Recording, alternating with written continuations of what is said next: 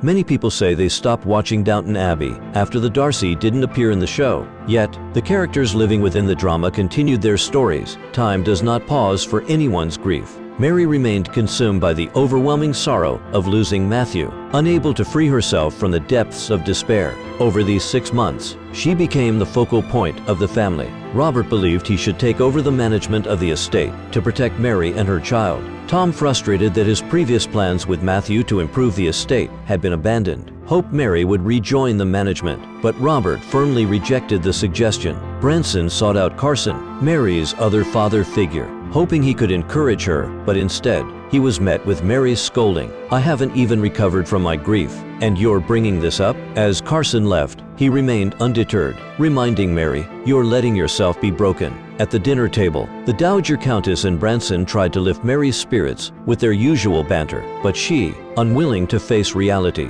stormed out in anger. Among those most devastated by Matthew's sudden death was his widowed mother, Lady Isabel. Once the most warm-hearted of women, she now showed no compassion even when her son's former valet made a request. Mrs. Hughes, learning from a letter sent by Carson that her old colleague was living in miserable conditions at the workhouse and wished to see Carson one last time, found the stubborn butler unwilling to help. With no other choice, Hughes arranged for the ailing Charles to stay at Isabel's home, hoping the busy work might gradually pull her out of her grief and rekindle her once passionate drive to help the less fortunate. Though reluctant, Isabel eventually threw herself into the work and slowly began to heal. Meanwhile, the Dowager Countess paid Mary a private visit, unwilling to let her granddaughter drown in sorrow. Through a profound conversation and emotional resonance, Mary realized she had been mired in depression for too long, not only freezing herself, but also hurting those around her. She apologized to Carson, breaking down in tears as she spoke, and finally let out all the pent-up anguish and grief in his arms. At the Downton Tenants meeting,